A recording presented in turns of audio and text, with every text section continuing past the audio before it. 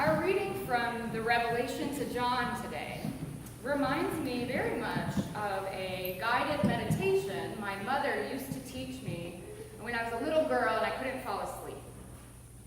She would tell me to close my eyes and reach up all the way to the sky and grab a star. Now this was very easy. I had glow-in-the-dark star stickers on the ceiling of my bedroom, and I'd pick out a new one each time.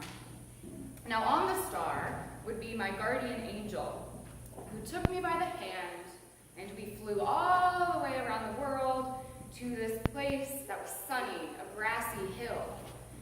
Now, of course, when I asked how it could be sunny because it was nighttime, she told me we would go to Australia, where it was sunny at the time.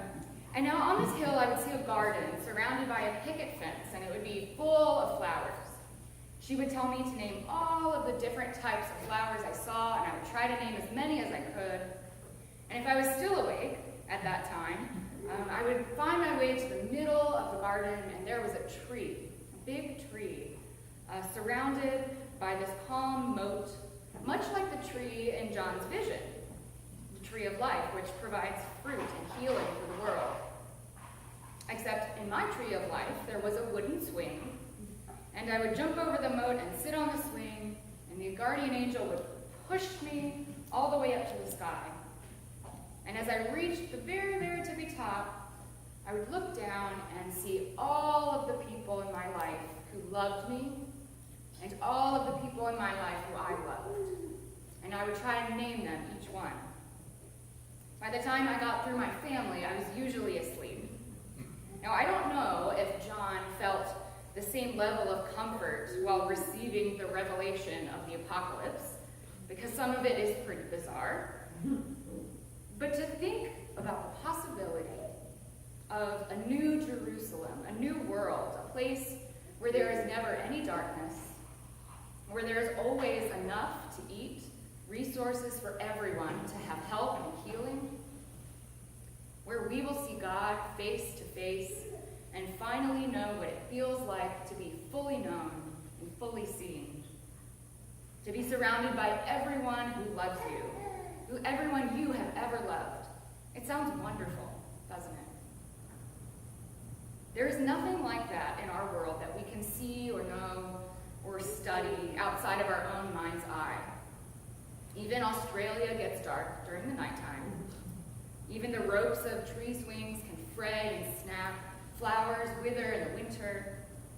And this creation, which is such a good thing prepared for us by God, is subject to our own destructive tendencies. And certainly, no matter how hard we try to meditate on lovely things, worry and fear can keep us awake all night. And so as we wait for Christ once more to come to earth and bring God's kingdom to us, we have to grapple with hard things. If only there was a tree or something that would ensure that everyone had enough to eat and drink, had the safety of a home and access to compassionate healing and care. If only. And when Jesus arrives at the pool of Bethsaida and sees the porticos filled with people who could not walk, could not see, could not get close enough to the water to enjoy its healing properties, he saw injustice and scarcity. And the author of the gospel makes sure that we, as followers of Jesus, see it too. To follow Jesus is to refuse to ignore those on the margins. And Jesus asks the man, "Do you want to be made well?" It's an interesting question because, of course, my initial reaction would be, why would he say no? Would he say, "No, thank you, I'm perfectly good and happy in this state"? Well, maybe. Jesus sees him as a human being, someone with dignity and agency. Notice Jesus' response isn't to pick him up, elbow his way through the crowd, and toss him in the pool. Jesus responds by empowering him to make his own way, to pick up his mat and walk. But perhaps it is a good question. Do you want to be made well? When we need the healing of Jesus the most, do we really want everything that comes with it? And before exploring this further, I want to offer some clarification on my own interpretation of this gospel passage and how I have found it to be the most helpful. Because there is a harmful way to interpret this. By asking this man if he wants to be made well, Jesus is not assuming that he is in that state because he wants to be. As if maybe if he just wanted it enough, he could help himself out of that situation. As all of us know who have been through difficult times in our lives, we go through these low valleys and we rarely choose to be there.